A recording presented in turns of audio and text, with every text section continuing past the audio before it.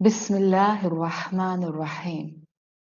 अस्सलामु अलैकुम व रहमतुल्लाहि व बरकातुहू। रसूलुल्लाह सल्लल्लाहु अलैहि वसल्लम की मोहब्बत में एक और कदम आगे चलते हुए हम बैते अक़बा आज थोड़ा सा स्टडी करते हैं। रसूलुल्लाह सल्लल्लाहु अलैहि वसल्लम और उनके साथियों के लिए मक्का में हालात तंग से तंग होते जा रहे थे।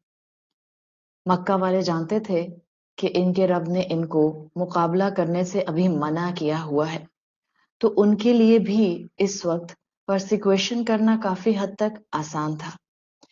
इधर अल्लाह अपने बंदों की मदद फरमाता है और हमेशा से फरमाता आया है और आइंदा भी अपने बंदों की मदद करेगा।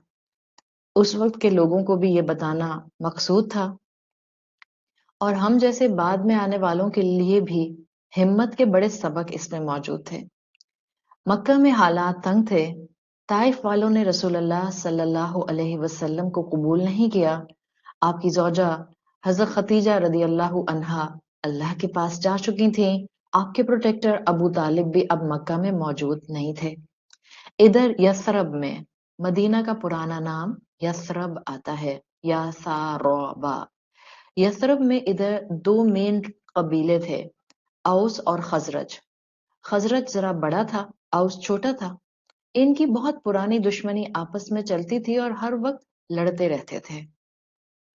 दूसरी तरफ यसरब में ज्यूज यानी यहूद भी आबाद थे और ये मदीना आकर इसलिए आबाद हुए थे कि इनके रिलीजियस टेक्स्ट में ये था कि अब जो ईसा अलैहिस्सलाम के बाद नबी आएगा वो खजूरों वाले मैदान के, खजूरों वाली जमीन के जगह पर आएगा। ये यहूद औस और खजरज और यसरब के लोगों को अक्सर बताया करते थे कि तुम्हारी तरफ एक नबी आएगा। और ये यहूद आइडल्स को वर्शिप नहीं करते थे। औस और खजरज आइडल वर्शिपिंग करते थे, मुशरिक थे। लेकिन यहूद इनको बताया करते थे कि एक ही अल्लाह है और किस तरह से नबी आकर तुम्हारे अकायद को भी दुरुस्त कर देगा। हज का मौका आया और यसरब से, खजरज के कबीले से 7 मर्द हज के लिए मक्का आए। वहां इनके कान पर यह बात पड़ी कि एक शख्स मोहम्मद है जो खुद को अल्लाह का नबी कहते हैं। इन्होंने आपस में डिस्कशन की कि क्या ये वही नबी तो नहीं जिनका जिक्र यहूद करता है। तो इन्होंने डिसाइड किया कि हम इस शख्स से जिनका नाम मोहम्मद है सल्लल्लाहु अलैहि वसल्लम, हम इनसे मुलाकात करते हैं और देखते हैं कि ये क्या कहते हैं, क्या ये वही बातें करते हैं जो यहूद हमें बताते हैं। तो हज के मौके पर एक वक्त सेट हुआ और इन 7 मर्दों ने, जो कि खजरज कबीले से थे, यसरब से आए थे, इन्होंने रसूलुल्लाह सल्लल्लाहु अलैहि वसल्लम से मिलने का एक मीटिंग पॉइंट सेट किया। जो मीटिंग पॉइंट सेट हुआ वो एक, समझ लीजिए कि पहाड़ी के पीछे एक वैली सी थी। इस मीटिंग पॉइंट पर इन्होंने आकर अल्लाह के रसूल सल्लल्लाहु अलैहि वसल्लम से कुछ सवालात किए। आपने इनके सवालों के जवाब दिए। आप सल्लल्लाहु अलैहि वसल्लम ने इनको इस्लाम के बारे में बताया। आप सल्लल्लाहु अलैहि वसल्लम ने इनको कुरान पढ़कर सुनाया। आप सल्लल्लाहु अलैहि वसल्लम ने जब कुरान पढ़ा तो इन 7 मर्दों के दिलों पर उस कुरान ने बहुत इम्पैक्ट किया। ये 7 के 7 मुसलमान हो गए। ये थी वो पहली बैते अक़बा जो कि आप सल्लल्लाहु अलैहि वसल्लम के साथ यथरब के इन लोगों ने की और ये 7 मुसलमान हुए। हज का मौका मुकम्मल हुआ और ये आप सल्लल्लाहु अलैहि वसल्लम से अगले साल हज पर आने का वादा करके यथरब वापस चले गए। एक साल गुजरा, मुसलमानों के ऊपर परसिक्यूशन बढ़ती गई। अब यथरब से मजीद 73 लोग, मर्द और एक औरत, कुछ आपको सीरत में हो सकता है नंबर आगे पीछे मिल जाए, बट रफली अराउंड 17 मेन एंड 1 वुमन यथरब से आए। और ये जरा वो लोग थे जिनकी यू कैन से कि जरा इन्फ्लुएंशियल लोग थे, इसलिए कि वो जो 7 लोग पहले गए थे उन्होंने वापस यथरब जाकर अपनी फैमिली और फ्रेंड्स में इस्लाम की ये बातें जो रसूलुल्लाह सल्लल्लाहु अलैहि वसल्लम से सुनी थी, इन्होंने डिस्कस की थी, तो वहां और मुसलमान हो गए थे। اور پھر جب اگلے سال حج ہوا اور حج کے لیے یہ اراؤنڈ 70 مین اور 1 وومن یہ حج کے لیے آئے، پھر انہوں نے اللہ کے رسول صلی اللہ علیہ وسلم سے ملاقات کی، اور یہ بیعت عقبہ ثانی یعنی سیکنڈ پلیج آف عقبہ کہلاتا ہے، جہاں پر ان سب نے آپ صلی اللہ علیہ وسلم کو ایلیجنس شو کی اور آپ سے کہا کہ ہم آپ کو اور آپ کے فالوورز کو سپورٹ کریں گے۔ یہ وہ موقع تھا سیکنڈ حج کا، جس کے اوپر الحمدللہ آپ صلی اللہ علیہ وسلم نے پھر اپنے صحابی مصعب بن عمیر رضی اللہ عنہ کو ان کے ساتھ بھیج دیا کہ وہ ان کو جا کر قرآن کی اور اسلام کی تعلیم دیں۔ اس کے بعد الحمدللہ 1 سال تیزی سے اور گزرا، اور پھر آپ دیکھتے ہیں کہ پھر وہ وقت آیا کہ جب یہاں سے اور لوگ جو تھے وہ یثرب سے حج کے لیے آئے، رسول اللہ صلی اللہ علیہ وسلم سے وعدہ کیا کہ ہم آپ کو پروٹیکٹ کریں گے، آپ کے فالوورز کو پروٹیکٹ کریں گے اگر آپ یثرب کی طرف جو ہیں وہ آئیں گے اور آپ ہمارے ساتھ رہیں گے۔ الحمدللہ یہ آپ ایک گریجول جس کو آپ کہتے ہیں بہتری دیکھ رہے ہیں کہ کس طرح سے گریجولی مدینہ یثرب کے اندر اسلام پھیلا ہے۔ یہاں ہمارے لیے بھی بہت سے سبق ملتے ہیں۔ اللہ اپنے انبیاء اور رسولوں کی مدد کرتا ہے، یقیناً اللہ نے اپنے نبی اپنے حبیب صلی اللہ علیہ وسلم کی بہترین طریقے سے مدد فرمائی، لیکن ہمیں بھی ان واقعات سے یہ بتایا گیا ہے کہ اللہ تعالی ہماری بھی مدد کرتے ہیں جب ہم اللہ کے دیے ہوئے احکامات پر اسٹیڈ فاسٹ رہتے ہیں، ثابت قدم رہتے ہیں۔ یہ بیعت کا طریقہ اس وقت انبیاء کے دنوں میں رسول اللہ صلی اللہ علیہ وسلم کی سیرت میں ایک پلیج ہوتا تھا، جو ایک انداز تھا جو لیا جاتا تھا۔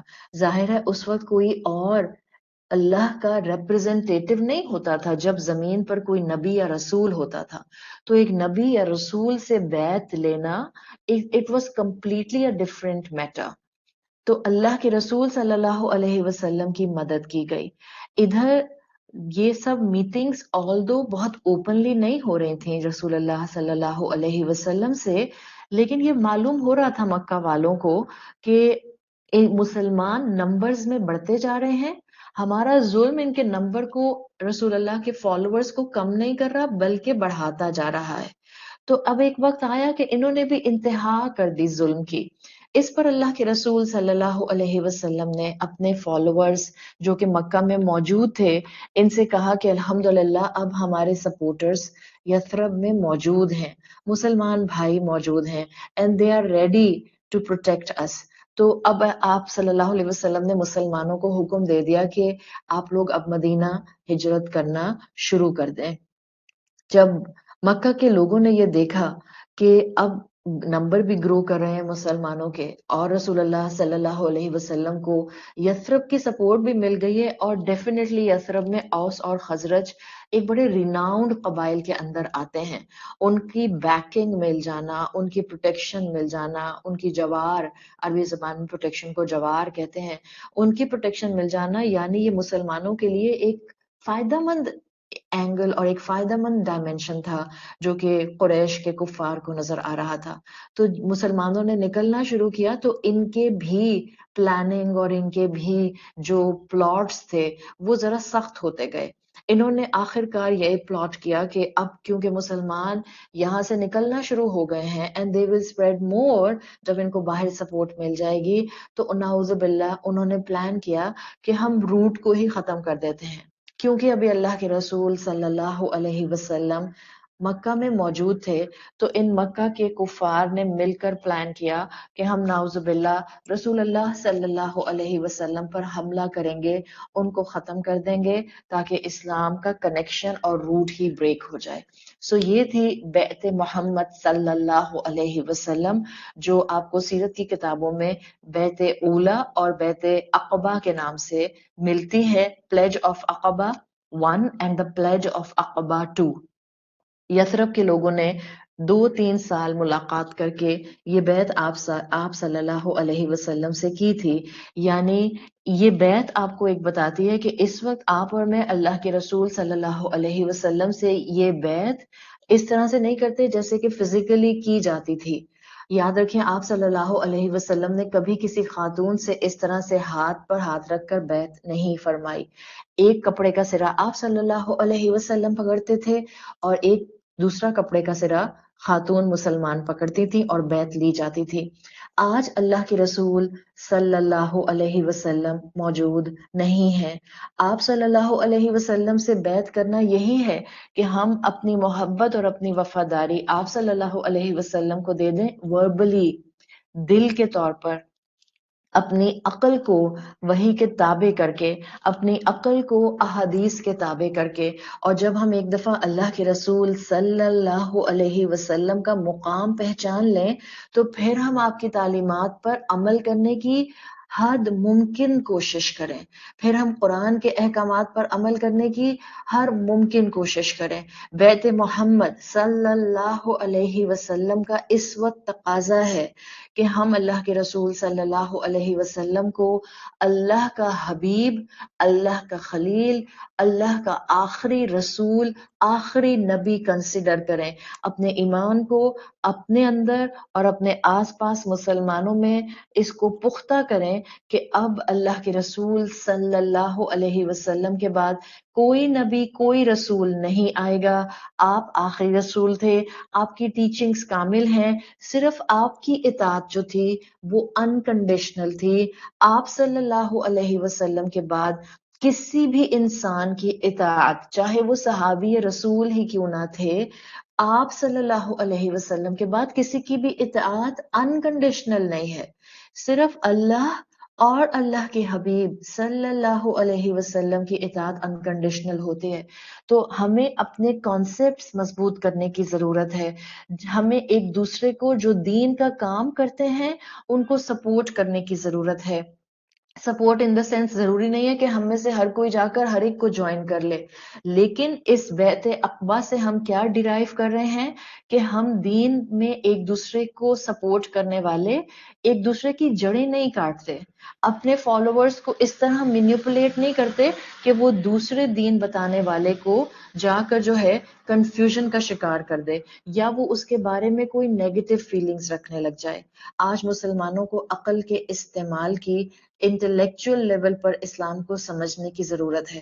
آج ہمارے آس پاس سوشل میڈیا کی دنیا نے وہ سب جھگڑے جو دین والے آپس میں کرتے تھے ان کو ایک ایسے پلیٹ فارم پر رکھ دیا ہے جہاں جو بھی اس طرح سے ایک دوسرے کے اوپر بلیم گیم کر رہا ہے وداؤٹ ایکسیپشن، چاہے وہ رائٹ سائڈ ہے یا لیفٹ سائڈ ہے، جو بھی دین والوں پر بلیم کرے گا سوشل پلیٹ فارمز کے اوپر آ کے، چاہے وہ سوشل میڈیا کا یوٹیوب ہو یا وہ فیس بک ہو یا وہ واٹس ایپ ہو، وہ دین میں دراڑیں ڈال رہا ہے. دین میں اختلاف ہو سکتا ہے لیکن اختلافات کو جنگ نہیں بنایا جاتا.